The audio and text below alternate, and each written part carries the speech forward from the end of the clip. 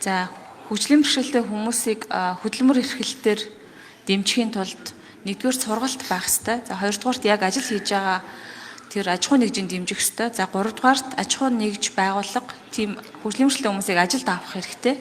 За дөрөвдүгээрт орчны тоног төхөөрөмжөөр тохиргоог нь хийх ёстой гэсэн юм дөрвөн сайн жишг олон улсад ч гэсэн байна. За манай улсад бас энэ чиглэлээр ажлууд хийгдэж байгаагийн нэг нь бол олон жил явж байгаа. Гэхдээ одоо яг энэ бүрэн утгаараа ажиллах гээд байгаа энэ ажил маань л хараагүй хүмүүсийн хөдөлмөр сургалт хөгжлийн төв байгаа.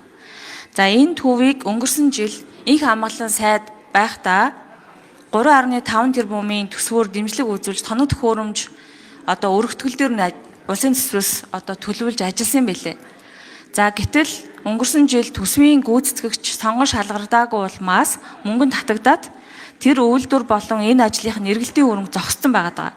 За тэгээ энэ үйлдвэрт нь яг ажил хийж байгаа харааны бэрхшээлтэй хүмүүс 80 гаруй ажилтнаас 82 ажилтнаас 60 гаруй нь харааны бэрхшээлтэй хүмүүс байдаг юм байна. Тэгэхээр бид нар бүх газар харааны бэрхшээлтэй хүмүүсийг ажилд авч чадахгүй ч гэсэн тэр өөртөө ажиллаж байгаа үйлдвэрийн дэмжлэг үзүүлээч гэдэг ийм төсөл байгаа.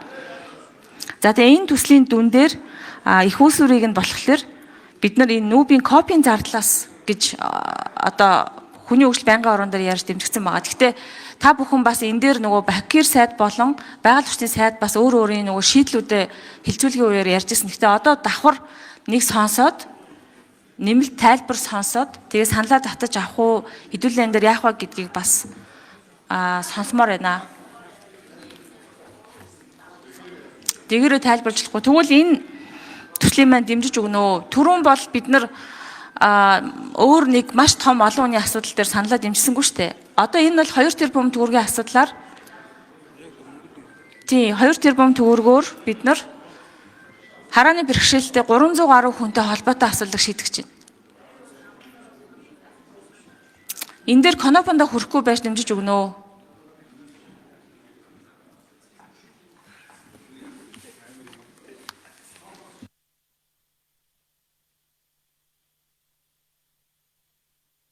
За, хүний хөгжил нийгмийн бодлогын байнгын ороо дэмжсэн санал, төсвийн байнгын ороо дэмжээгүй саналыг дэмжиж гэсэн саналын тэмдэглэлээр санал хураалт явуулъя.